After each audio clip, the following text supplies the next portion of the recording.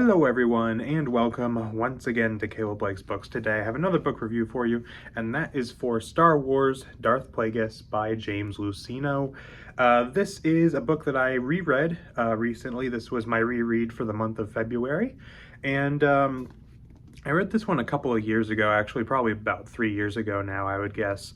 And I really enjoyed it that first time around, and I wanted to read it again because it had been a while. And this is one that I remembered really enjoying, but I hadn't reviewed it yet on the channel, and it's one that I was really interested in revisiting and seeing how it held up for me now, and so I decided to reread it. This book is kind of a prequel to the prequel trilogy, in a sense, telling the rise of Palpatine as well as his master, Darth Plagueis. So, of course, if you've seen the Star Wars prequels, you've seen Revenge of the Sith, you are probably aware of the tale of Darth Plagueis the Wise, which this book basically tells the backstory of. And so, for that reason, I will be talking some spoilers for this book, but if you've seen that movie, you know how this story ends, which, you know, the tale of Darth Plagueis is the Wise is that he was this Sith who wanted to learn how to use the Force in order to influence life, in order to create life, in order to keep people, including himself, from dying. And of course his apprentice, who was Palpatine, aka Darth Sidious, killed him because that's kind of the whole Sith thing, is that you kill your master. And instead of wanting to continue the rule of two established by Darth Bane, Palpatine wanted all the power for himself so he could rule, as he ended up doing. And so this book very much is the backstory to that one little line in Revenge of the Sith, which I really like. But anyways, to get started to talking about this actual book itself, some good stuff about this book, which there are many things to talk about. The big thing that I love about this book is, of course, seeing the rise of Palpatine. This book is basically the backstory for Palpatine. It doesn't entirely cover Palpatine. He comes in probably, I would guess, about a third of the way into the book. The first part of this book is very much Plagueis and his master, and seeing how he handles taking out his master so that he can then become the Sith master. And then you see Plagueis kind of trying to do some stuff, and then he meets Palpatine. And he meets Palpatine as a very young man, I think probably in his 20s or something like that, on Naboo, and it takes him on as, first of all, just a friend and someone that he wants to work with, and then eventually as his own Sith apprentice. And then over the course of this book, you see the rise of Palpatine from being in that position to learning more as a Sith to becoming a politician in the Republic to then eventually, by the end, becoming the Chancellor of the Republic, because the ending of this book does overlap with the Phantom Menace, and as a result of the Phantom Menace and the events within it, he becomes the Chancellor. And so you really get to see the rise of Palpatine prior to the prequel trilogy and leading into the prequel trilogy in this book, which is really interesting. Palpatine is one of those characters that I feel like didn't need to have his backstory told, because I feel like he's such a strong character in the movies that it's not entirely necessary, but I am very glad that they decided to go into that, because I think it was really interesting, and seeing how everything was manipulated by him and Plagueis basically from the beginning to get him to that point, and then eventually, instead of working together, Palpatine wrests control from Plagueis and says, no, I am going to be the one in charge. That was all really cool. And then also you get Plagueis, obviously, who, despite this being called Darth Plagueis, this really is Palpatine's book.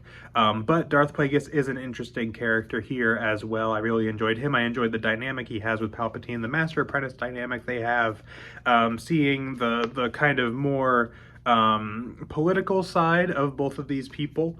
You know, Plagueis, obviously, he has a day job. He's not just a Sith Lord all the time. So he then goes out and about as Higo Damask and is involved with some stuff involving trade and politics and different things.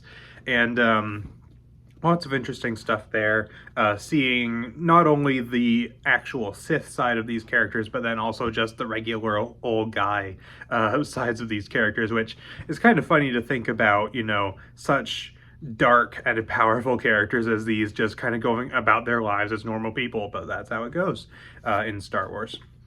And so you got that. I also love the way that this ties into the prequel trilogy. As I said, this is very much a prequel to the prequels.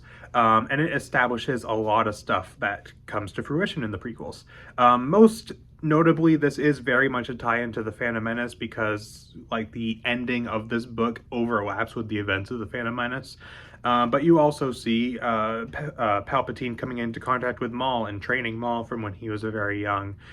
Seeing Palpatine establish connections with, as well as Plagueis, both of them establishing connections with people like Dooku and Sifo Dyas, who then they kind of try to maneuver into creating the clone army that is going to come into play in Attack of the Clones, and all kinds of things like that. Just seeing the ways that this ties in to the prequels is fascinating, and if you're a prequel fan, like seriously, just go read this book because I think you'll have a blast with it. But I just love the way that this kind of ties everything together and shows that, you know, we kind of, based on the movies, know that Palpatine and Plagueis, but more so Palpatine in terms of just the movies, kind of had been really kind of pulling the strings behind the scenes the whole time in order to get his rise to power to happen. But through this book, you really see, like, they planned out everything and they were behind everything that happened in so many ways, and it is just fascinating. I also really enjoyed getting more of an insight into the Sith and Sith culture in this book. That was one of the things that I really enjoyed about this on my first read. I feel like in this reread, I was more so into the politics and the different things like that, but getting the Sith stuff was still really interesting. I'm a big fan of stories centered around the Sith. I just think that that culture is very interesting, and it's something that I love learning about. That's a big reason why I also really love the Darth Bane trilogy, and the Old Republic era in general, because the Sith are all over that. And so getting to see the Sith training and the Sith philosophies and things like that present in this book was really interesting as well. And just overall, lots of great stuff here. Like, this is, I think, one of the quintessential Star Wars books. Like, if you're a Star Wars fan and you want to get into Star Wars books, this is one of the essentials, I think. Even though, you know, yeah, it's not canon anymore because it's part of the EU, part of Legends. It's not technically canon anymore. Still, like, go read this because I think it is still well worth reading and adds so much to the prequel trilogy and to the Phantom Menace. And yeah, I just think this is a very essential book for sure. As far as some more negative things that I have to say, which is not very much, I do think that the book took some time to get going. My issue with this book actually was the exact same as the first time I read it, which is interesting. Basically, my thoughts haven't really changed that much since a few years ago, which I was thinking maybe they would, but apparently not. But it did take me some time to get into it. I do think that the beginning of this book is less interesting than the later sections of this book. I don't think I was fully invested into the book until at least Palpatine got involved, and probably even later than that. But you know, as things went along, this is one of those books where it started out good and then transitions into amazing as it goes along. But I also think the pacing's kind of slow. You know, it is very politically involved. It's very involved in the scheming behind the scenes and all that stuff, which is very interesting for sure. But it does make for a slower paced book. There's not really any, I mean, there's a little bit of action. There's a few action scenes in here, but this book is not very focused in that. It's much more focused in the discussions between characters about again, the politics, the planning behind the scenes, different things like that. And so it is slower paced, which, you know, is not necessarily a bad thing because it really lets the characters and the plot really shine through and really lets you dive more into all that stuff. But because it's slower paced, and this is a pretty lengthy book too, the mass market paperback's like 450 pages, which for a Star Wars book's pretty long.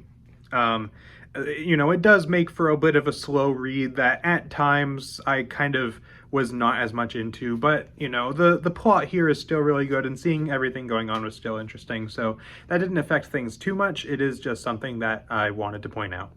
So that's pretty much all I got to say about this. Overall, this is a fantastic book, and again, essential, I think, for any Star Wars fan who wants to get into the books and has not read it yet. It's one of those books that I think really enhances the movies as well. When I first read this book, it made me appreciate Phantom Menace a whole lot more, and even though I wouldn't say that was quite as strongly the case this time around, because my opinion of Phantom Menace has improved a little since I last read this book, I would say, just having rewatched it since then. You know, I still think that this is a great book for people who want to get more of that backstory on the prequels and on the Phantom Menace. And if you're a fan of that side of Star Wars, then this is definitely a must. And this is a must in general, I think. So, but especially if you're into that stuff. So overall, I would give this book a rating of 9 out of 10. As I said, kind of not as great to begin with. So kind of early in the book, I was thinking somewhere around maybe a 7.5 or an 8. But as it went along, it really moved up because the stuff that happens in this book is just so interesting, and seeing the way things progress is awesome. And yeah, highly recommend reading this book if you are a fan of Star Wars and have not read this book before for some reason. So that's pretty much all I got to say about this one. Let me know in the comments if you have read Darth Plagueis and what you thought of it.